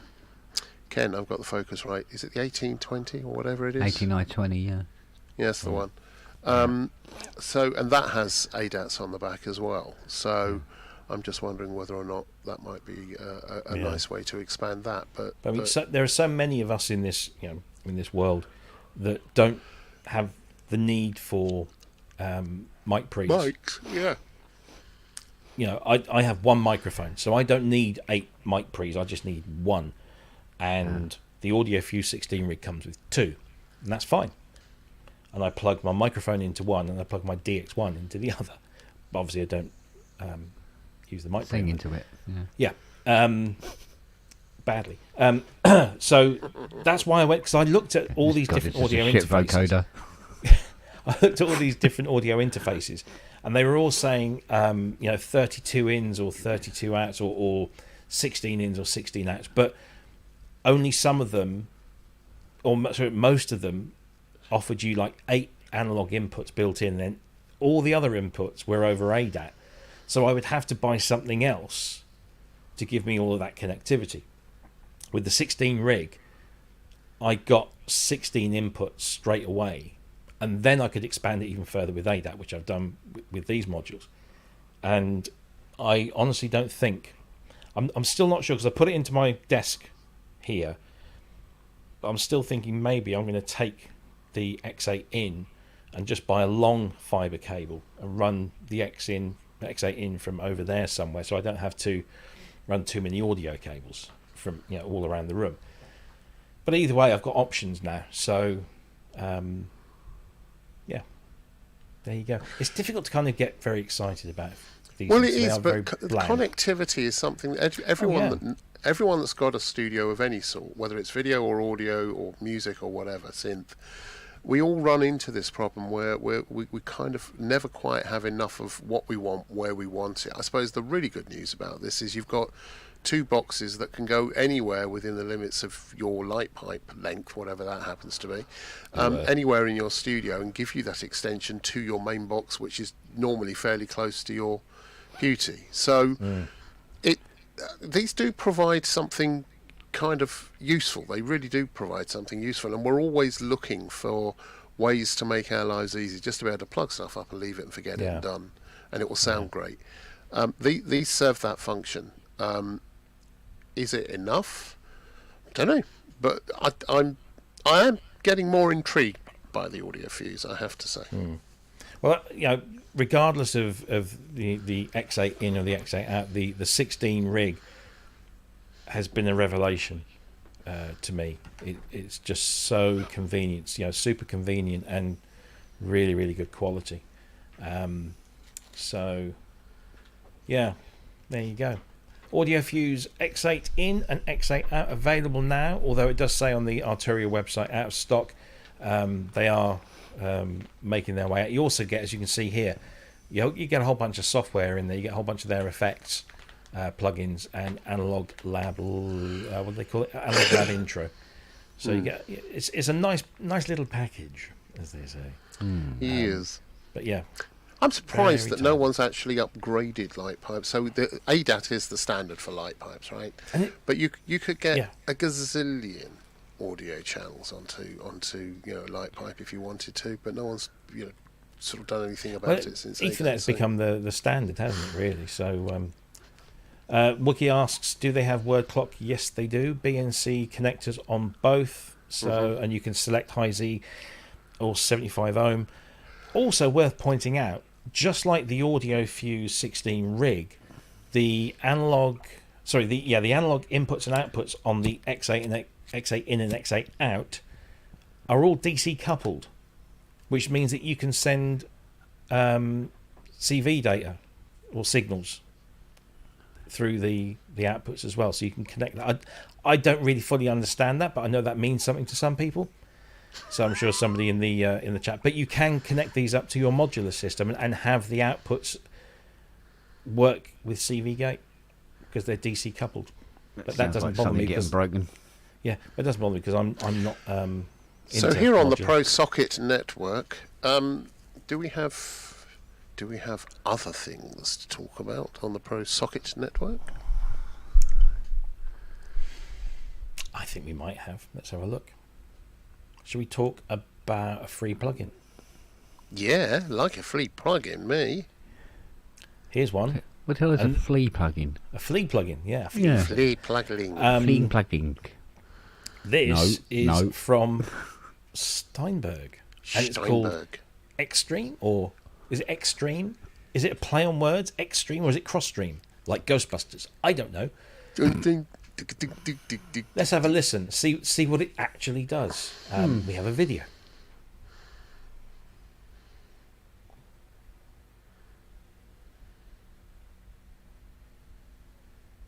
Is there any? There's no sound so far, but That's weird. a marvellous It did try. that with the video the other day. I pressed play, and The it didn't NDA mute the still in place? microphones. It didn't mute the microphone, and it didn't. That's odd. Okay, we'll try and figure that out. So, Extreme is a free spectral synthesizer that transforms your sample into colourful spectrums of sound. Stretch the playback of samples, loops, or even whole tracks to extreme lengths and create ethereal, dreamy soundscapes and textures. It looks pretty. It's got a little spectral thing going on at the top there. It's fairly simple to use. What you have to do, though, because it's a Steinberg thing, you also have to download Halion 7.1, which has just got an upgrade. But you download, what's it called? Halion 7.1 Sonic, which is the free kind of player thing, and then this sits in with that. So it is still free, but it's you do have to first of all download the Steinberg download manager, and then the authorization thing, and then you have to install this Halion 7.1, and then you install Extreme as a component within that. I've got the video up if you want it. It's on. It's down in the. Let's hang on. Starting from about 1:30 or something. I'll Go on then. Just play some of that. Check how it evolves. This is Dom Cigalis here.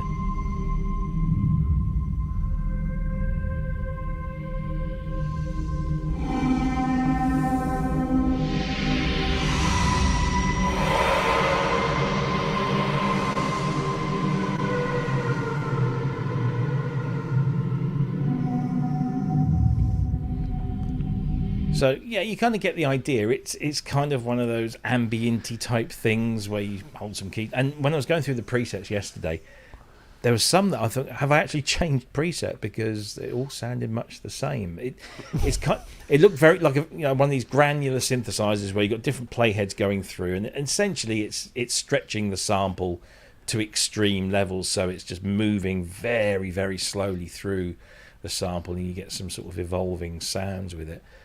But it's a freebie, and we don't sniff at a freebie here.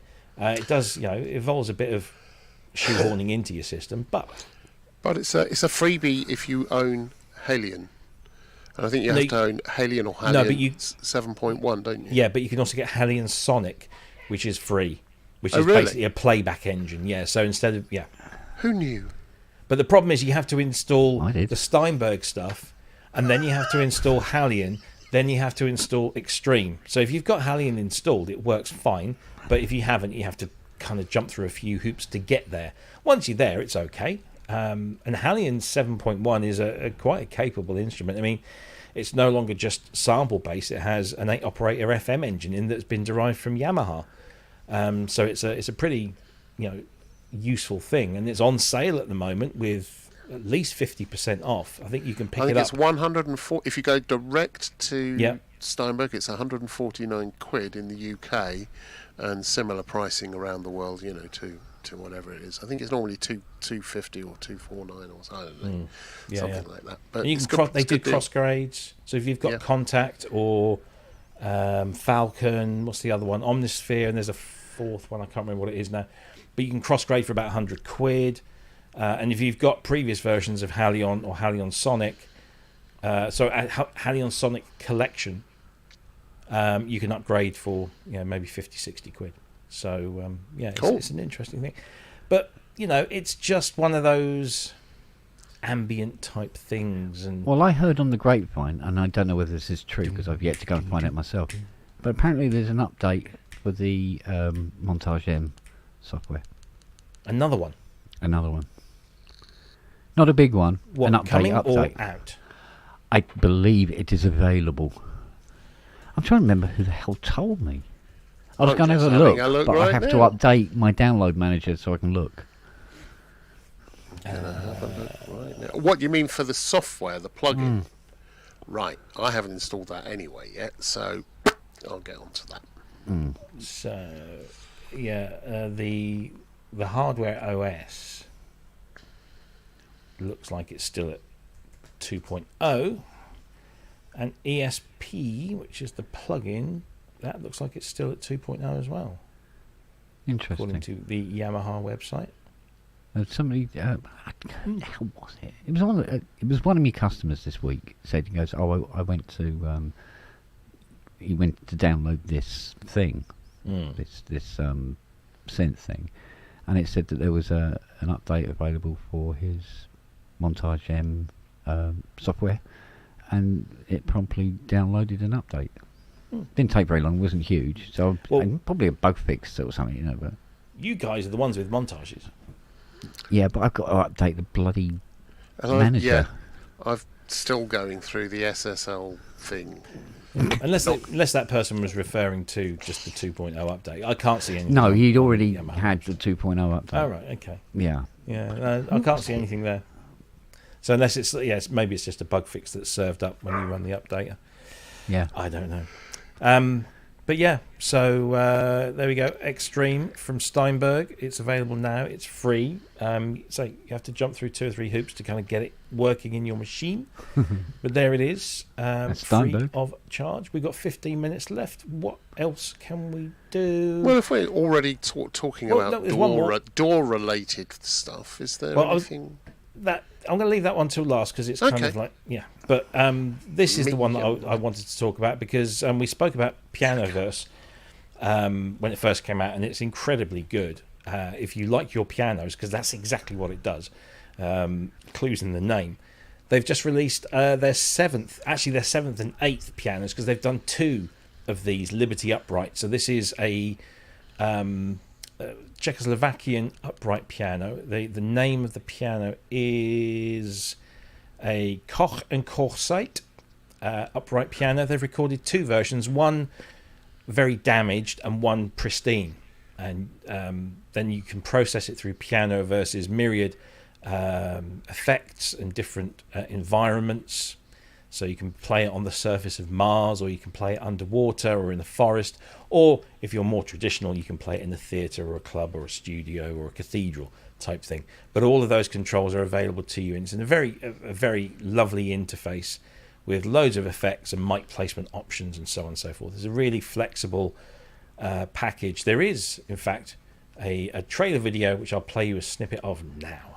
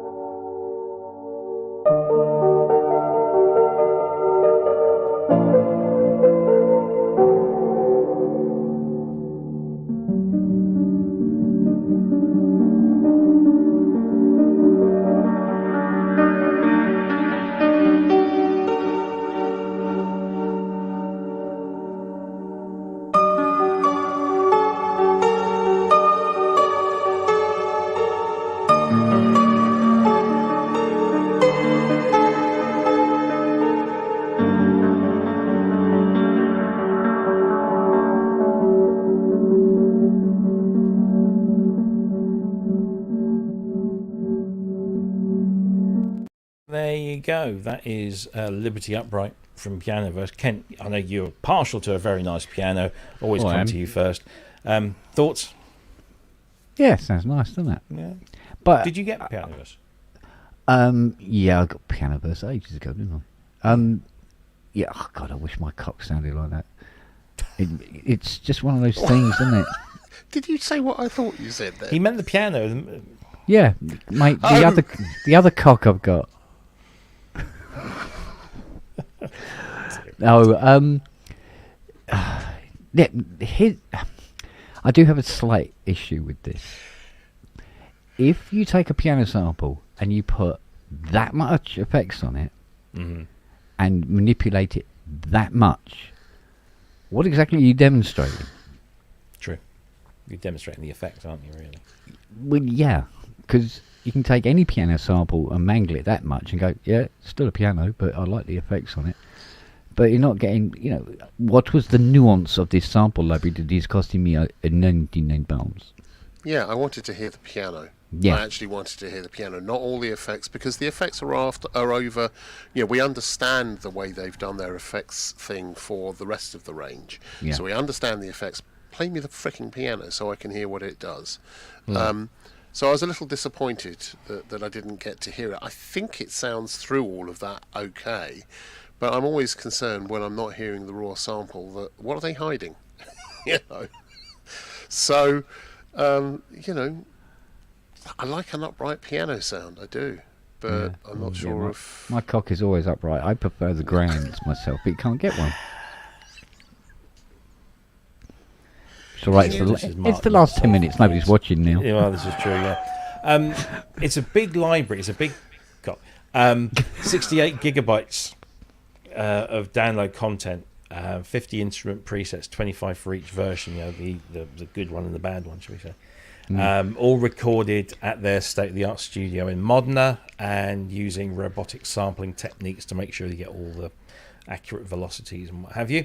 It's available now for £99, but if of course you play it more vigorously, does the lid go open even more? I don't know. Okay. 99 quid, or 99.99, shall we say, euros, and of course, PianoVerse is available in 3 different forms. You've got PianoVerse Max, which gets you everything on a perpetual license, and then you've got the all-access yearly plan and the monthly plan if you want to go down the subscription route, which I know some people do and some people don't. So, thing is, I like the backstory on this as well, because they were, if you read the backstory about when these were built, they were award-winning. They had a very unique sound. And they did, the use of materials was very unique. So I really wanted to hear that. So I was, give me. If they've got a version of that with just the piano, I'd love to hear it. Yeah. Because that. Well, it is. The thing is, and just to sort of highlight this, Stephen Smith said 1 gig of piano, 67 gig of reverb. No, that's not how PianoVerse works. PianoVerse, you are getting 68 gigs of piano samples, and then it's all processing. Which happens within PianoVerse itself. So the samples are basic samples, and then all the processing is done within the software. That's the whole point. So you just pick your piano, and then you can process it through all of that. So there you go. IK Multimedia, PianoVerse. Liberty Upright is available now. It's the 7th package of pianos for the PianoVerse library suite, and is rather nice. There we go. So last but not least, Ableton 12.1 has now been put into public beta, and it does things like this now. Where's the sunshine?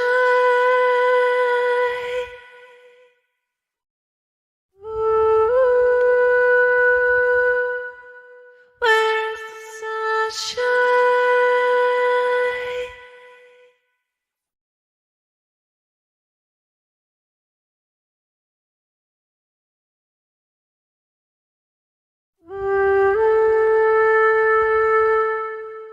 Where's the sunshine? Where's the moonlight? Where are the stars?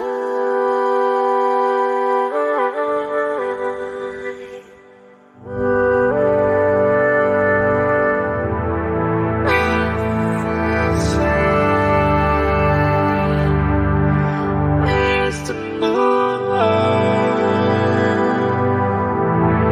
Where are the stars?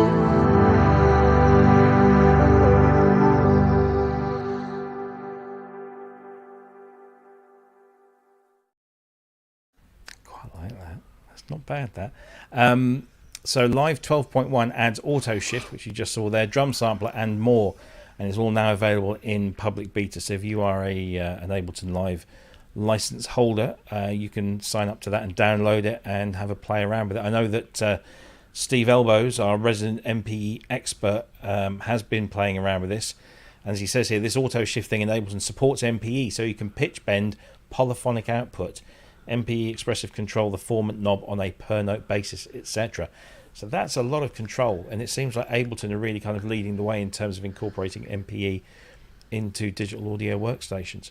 Drum sampler, compact one-shot sampler with built-in effects and auto tagging for all your samples, an improved limiter and saturator, MIDI improvements, and a whole bunch of improvements for the push experience with push 2 and push 3. So 12.1 will be winging its way to license users soon, but it's in public beta now, which you can mess around with. Any thoughts on that one? No skin in the game on this, so No. just hated the demo. Did you? Just I quite like that. No, oh no. Yeah, it's different. I can hear all the records that's going to be on, and it already drives me nuts. More auto tune, no. But I get Steve. If Steve, I'd love to know exactly how the formant based pitch tuning is going to work under MPE. That would be kind of interesting, but not applied to a voice, but actually to the sound. That's, although, yeah, I don't know. Learn to play, learn to sing. God, please. What? Old man shakes fist at clouds. Shaking at clouds. Yeah, very much so. Oh well. So but the rest of it looks good. Yeah, the rest of it looks good. Yeah, I'm looking forward to. I don't tend to go in for the beta versions of these. I just wait until they're done, and then I'm not desperate for it. So I'm looking forward to playing around with that when it eventually becomes an official release thing. So there you go. That's pretty much all of the news topics. We did have a few questions sort of pop up through the show. Let's see if we can address some of those. Tanuki D wants to know, is there any update on the situation with Modal? Well, yes. I don't know if you've heard, but Modal are back in the game. The website's all fixed, and they're sorting things out. So they've been acquired by the company that did all their manufacturing. So there is stuff about it online. I believe Nick from Sonic State did an interview with Christian. I spoke to Christian at Super Booth, got the same story. So it's looking good. So if you are a Modal owner, don't worry, everything's going to be fine. And the Cobalt 8, not the Cobalt 8, the Carbon 8 should be out fairly soon. And as soon as it is, we'll let you know. Tell Kent, this is from Mike, tell Kent that I'm emailing him about the Minimo book. Okay. Consider yourself told. That's that. Kent has a binaural CS80 where you can hear the sound of explosions coming from all around you. Yeah, indeed. What else have we got? Oh, yes, thank you, Keith, for reminding me. Don't forget, Gearfest UK is happening at Tileyard Studios in King's Cross, London, Saturday the 13th of July, so that's 1 week away. I will see you there if you're coming along. Come and say hi. There are synthesizers there, but there's also lots of other things. It's kind of a general all-round music technology show at Tileyard, which is always good fun. I hope they've sorted the whole food situation out. For the past couple of years, it's been dire. Didn't get anything till like 3 o'clock in the afternoon because then we're broken down. Now we're closing for lunch. Oh, Jesus. Anyway, Gearfest next week, Tileyard. If you go to the Gearfest UK website, just Google it. You'll be able to buy your tickets there. Thanks for reminding sandwiches. me, Keith. Bring sandwiches, yes, indeed. There was another comment here from Simon Tucker. Hello, Simon. Thank you for watching, and thank you for the stands. And PolyBrute is actually sat on one of your stands as we speak, and your monitors are amazing. Thank you very much. Considering PolyBrute 12's full touch keyboard features, my thoughts are, could this possibly be replicated with an operating system update on Yamaha's M8X electromagnetic sensing keyboard design? I don't know, because I don't quite know how the electromagnetic sensing keyboard design works. All I do know is that the PolyBrute 12's keyboard have these multiple blade sensors on each key, that as the key is depressed, each of these blades is at a particular position in each of the sockets, kind of thing. There's something on the website about it anyway. And from that, it can interpret exactly the position of every individual key. It's a bit like having a potentiometer under every key. Yeah, the capacitive. That's something else I can tell you. How that worked, I don't know. But it's a patented Arturia design. So if Yamaha are able to do it, they'd have to do it in their own particular way. But I don't know how the electromagnetic thing was. I don't know if it can sense the position of the key from resting all the way down to the very end, which is what the PolyBrute 12 does. It knows exactly where every single key is at any given time. So yeah, can't really answer that one, I'm afraid, Simon. But Bart Mark, who's been popping up in the chat here and there, said he's heard Behringer's going to make a clone of the ProSynth Network live show. Good luck to him. Is all I can good luck say. with that. Yeah. See you in court, Uli. Man shouting at cloud. Yeah, quite. Yeah. Why would anybody want to clone this? You know, bad enough having. Why an would original. anyone want to clone me shouting about people not singing properly and why I know, right? why auto? That was a moment which I'm never going to be allowed to forget. I know. That's gone down in the book of many. Yeah, Many yeah, things. yeah. The many infringements Yeah. and infractions. Indeed. Infractions. Well, how much is it going to cost to put a dead rat in a plastic bucket and just stare at it for 2 hours? What are you trying to say? I'm not quite sure. I'll get there. Give me a minute. What do you reckon, Hans? I got something new today. Go on. Look at this. Still sealed. Good Bloody God. hell. It's true. Robbie is a time traveller. Yeah. Mm. Look at that. Still sealed. Have And you, look, have you got a working E2 then? a free 11th colour diskette. No, but these are for my QX1 because I've been doing some friends some favours, and so I've been going through my pile of discs and I found those online. Hopefully they still work. Can't take them back. They don't make them anymore. Yes, the free 11th colour. I don't know what colour it is. I haven't broken the seal yet. When are we getting Mr. CS80 voice card chappy on? Yes, I need to. Thane MLH. I've spoken to Mike, and he has connected us. I just haven't followed that up, and that's on me. Questions. That's on me. But we will get him on to talk about that, because obviously there's a good connection between you and him. Indeed. Yeah. Other than that, Yeah, mate. I think it's time to call it an evening. I need to empty the proverbial bladder Evening. and drink some wine. Good move. Why? And then I've started making plans. Look, on a piece of paper, I've started making plans about my studio What, for Nigel? redesign. Yeah. Where I'm going to put things. Next thing is tape measures. I need to get tape measures out and measure things up. But I need to buy shells. I was speaking to John Simpson, who I know watches the show and also contributes on a Facebook page, and he pointed me in the direction of some nice wire shelving, which, unlike the one that I'd already found, was A, cheaper, and B, black coated as well, which would look nicer than shiny chrome in here. That would just stand out of mine. That's a shame, because I've got a 6-foot shiny chrome on the back of the garage. You can get to it. I know, yes, you showed me. But Yeah, like you say, you gotta shiny get to it. chrome wire ones, they always shook when I had them in the studio. You always end up Ironically, with this- doesn't have anything on it. Does it not? No. Are you having a moment? No, I think it's because it's too far away. Can't put anything on it. Anyway, I think it's time to call it a night. isn't it? Have a great weekend, everyone. If you're watching the football tomorrow, don't get too upset either way. If you're an England fan, because it could go all horribly wrong. Although, Rugby this weekend.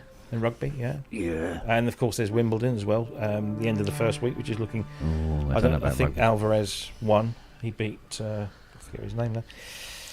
But yes, The other guy the other guy. Yeah, the that's other standing fellow. on the other side of the net. I've got a massive bottle bank run to do tomorrow, and then tidy this place up. I think, Which is all I'm doing this which is weekend. code word for go to the off license. Yeah. to replace. I wish I could get money for all the bottles, like what I used to with my was it Corona? Wasn't it Corona Fizzy Pop? Corona bottles, yeah, you used to get Yeah, money. yeah. Just go down a river and collect them all. That's it. And get, was it 5p a bottle? Something it like 2p that. I had 2. I think it was 2, 2p. yeah. I think it did go up to 5 eventually, and then they stopped making them in glass. Yeah. So, anyway, Bloody lovely to economy. see you as always, gents. Have you guys got anything serious planned over the weekend, or just chilling? Yes. What? Yeah. Oh, Divulge. I Tell can't me. say. Can I say? Oh yeah. I don't know. Oh no, I've got loads of work. I've got to help Fiona do the finals to the ProSynth Network Illumination Oh, of things course, yes. Yeah. that she still hasn't given it a name yet. So Desk lamp. because I don't know. Pussin LED light isn't really cutting it for me. Pussin. So yeah, Call so it she's Puss in Boots. yeah. So she's been cutting out about 50 circuit boards on the Carvera, and all going well, but yeah. So I'm going to be helping her with that over the weekend, and there was something weird I had to do tomorrow, and I can't remember what it was, but it involved the Mustang. Okay. But I can't Are remember what you it going was. to put the Mustang on the chrome rack? No. Okay. Poor little chrome rack couldn't take that huge Okay. monster of a car. Sorry. Just thought I'd ask. Maybe I was, maybe I was going to start it and give it a little run, scare the neighbours.